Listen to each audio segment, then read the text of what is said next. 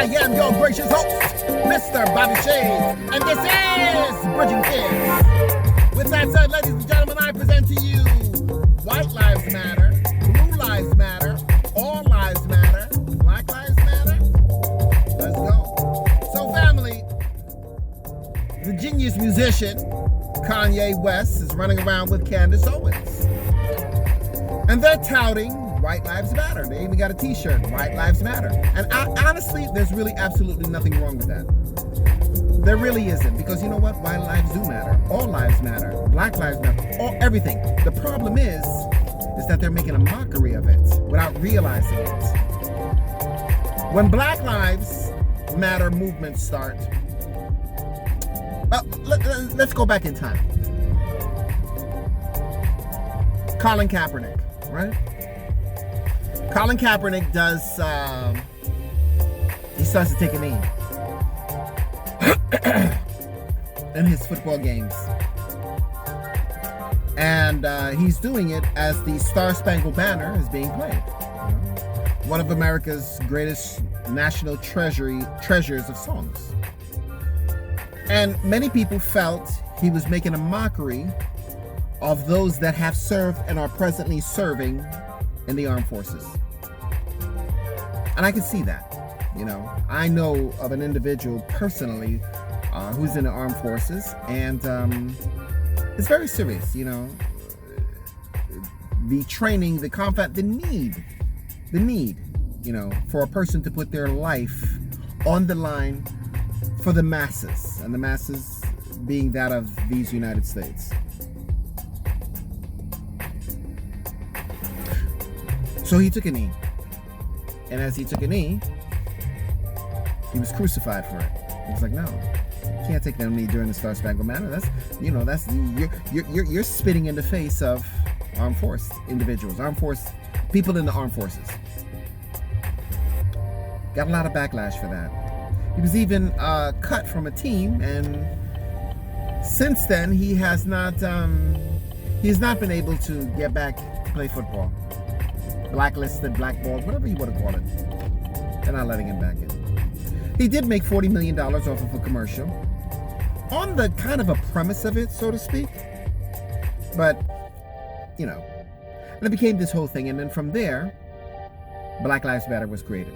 A movement to bring awareness of the injustices that are taking place in our society with Black lives. That's really what it is. A movement. I'm not a fan of it. I'm going to be very honest with you. I think it is a sloppy group of individuals that I don't even know who the leaders are. I don't even know besides the obvious, what is their platform about? Like, if you look at the Nation of Islam, they are of a Muslim belief system, but it's also for the betterment of black men, black people on a whole, for the betterment of them. From how they dress, to the ideologies that they incorporate into their minds, to their eating, to how they treat their women, to, and yes, they've had their fair share of marred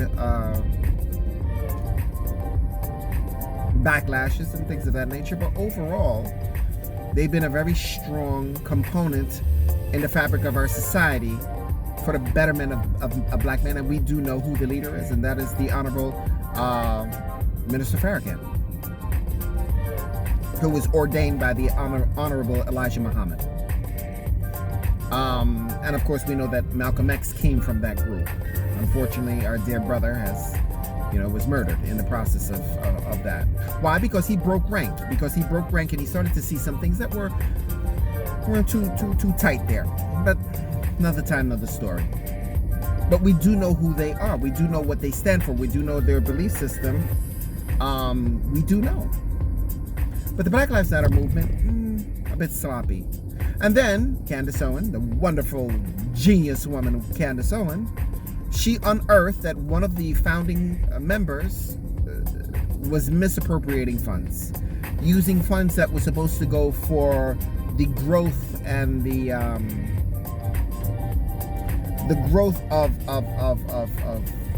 Black lives on a whole, millions was misappropriated for lavish trips and homes and what have you.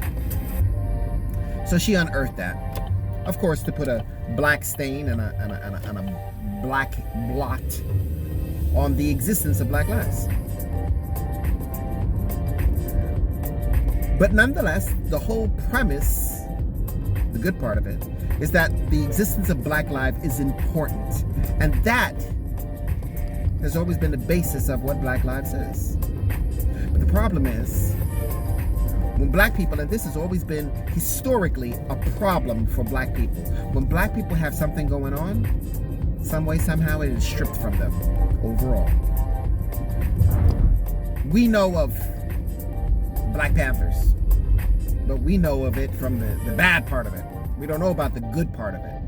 And when I say the bad part of it, there was a rogue group of individuals touting themselves as the Black Panther movement, and they, were robbing and they kidnapped publishing heir Patty Hearst, Patricia Hearst. They kidnapped her and made this whole big thing, and they were eradicated. So that's the history that we know, but we do not know of Huey P. Newton, a man who had a degree, doctorate in psychology, sociology, and I forget whatever else. Very brilliant man who was trying to create his own oasis for Blacks, kind of like a separatist type of environment. That's all he wanted. The program WIC, which is an aid for mothers that are a bit disenfranchised, Women in Care, I believe that's what it stands for, was inspired by, well, it's convoluted. Huey P. Newton's Black Panther movement to help people of color as well as women, creating their own oasis, creating their own food, things of that nature. There was another individual involved, but some way, somehow, there's an inspiration behind it, and it's a program that's still around to this day. We don't know of that. We don't know of the inspiration and the thing that he brought. Hold on, let me get this correctly. For struggling mothers, the WIC program, through, I believe, Medicaid or some form of aid from the government. We don't know of those things. We just know of the bad things. But here he was trying to create this oasis. Oh, they're bad. They're a guerrilla movement. Got to get rid of them. And they were eradicated. Millionaires Row, the first Black city of millionaires, was in Cleveland. They were bombed out. They were killed. They were run out. If you look at our Bureau of Census in towns around the nation, you will see a great many Blacks that have been displaced, that had a certain group of Blacks, and then a couple weeks later, gone. Back in the 30s, 40s, 50s, what have you, run out. There are places called sundown towns where Blacks cannot go in after the sun goes down. They are eradicated out. Cannot have their own without someone coming in and be like, oh, nope, can't have that. So you have Black Lives Matter. Blacks can't have that. Can't have it. What happens? There's a rebuttal that comes into play. Black Lives Matter. No, no. All lives matter. Well, Black Lives Matter. Oh, no. Blue Lives Matter. Well, Black Lives Matter. No. Shit, COVID lives matter. You see what my point is? I'm being facetious with the last one. But those were rebuttals. They were rebuttals put into play to annihilate and dismember the existence of Black lives. Tommy Lauren put it down left and right. There's nothing good about it. Can't have Black people. This is what Black people want. A balance. That's all they're asking for, is a balance. That's it. A balance financially, in the financial sector. A balance in the legal sector. A balance in the housing sector. A balance in the social sector. A balance in the political sector. A balance. That's it. It's all that's being asked for. A balance. a fairness. Fairness, just to be fair. So White Lives Matter is being touted. Tucker Carlson had on Kanye West. Let him spew his spew. And by the way, tomorrow I'm gonna discuss Mr. Kanye West. No, I'm not gonna give him the mister. Tomorrow I'm gonna discuss Kanye West.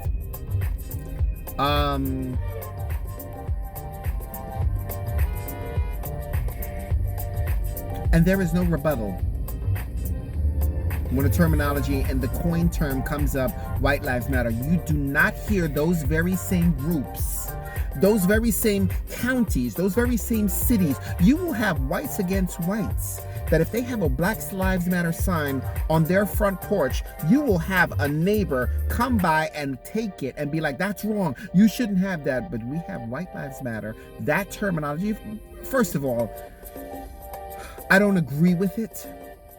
I'm gonna be brutally honest, and this is not a mar, and this is not a stain, and this is not against any white people, because I have a great many white people in my life, in my family, and in my life. But to use that slogan now you're creating a divide without merit. You see, Black Lives is creating a divide for acknowledgement. See, that's the difference. Black Lives are saying, listen, we know that all lives matter. We know that blue lives matter. But we are a subset of all those all lives. And here's the problem. Here's the Jedi mind trick that no one is realizing, that around the world, we are the most hated and hunted group on this planet. We are the most hated and hunted group on this planet. So when Kanye West touts White Lives Matter with Candace Owens, you are spitting in the very face of a fight for balance, for justice, for acknowledgement, for being looked upon favorably, for something good. You're just doing it because you can. Because you got a platform, because you can. Anyway, family, that's all I have for you today. Let's give thanks and praise that we are 6 feet above ground and not below, and that those in our inner circle are in the same vein. I am your gracious host, Mr. Bobby Shades. This particular topic is a very serious topic. I talk about a lot of serious topics, but this one is very serious, and it bothers me because it's not fair. It's not fair. And it's not fair for those that are being utilized, white people, for shits and giggles. It's not fair to them either. It's not. By default, white lives do matter because white lives have controlled these United States. Let's be honest with you. They control everything. The television that we see, the news that we watch, everything, the financial, every movement, every needle of dollar and cent that is being done and utilized, they make use of it. So by default, yeah, but to use it as a slogan to separate now, we're under the circumstances in what is happening in our society. We should come together to be utilized by Kanye West and Candace Owens and those right-wing political conservative liberal pundits and Fox News and whatever to utilize that. It's unfair to white people that are just saying, hey, we just want to just live comfortably like everybody else. But they're being utilized to make a point of what? You see, Black Lives, the point that we're trying to make is we don't have any leg to stand on. Can someone just throw us a line? In biscuit, please. I'll say it and I'll keep saying it again, family. Please like, share, and subscribe these videos. Please like, share, and subscribe. I do this out of passion and because out of joy to touch lives. But it gets real tiresome. It gets real tiresome when no one can just pass on. You're at work, you work at a department store, tell a friend. You're in a class with someone, tell a friend. You're a friend of me for years, tell a friend. Please do. And then whatever they do from that point on, hey, you did your part. So thank you, family. Thank you for tuning in. Whatever you do today, please stay lovely, stay sexy, but most of all, family, please stay safe. The streets are hot. It's crazy out here. Keep your head on a swivel. I'm your gracious host, Mr. Bobby Shades. This is Bridging Fears. That's all I have for you. See you guys in the next clip.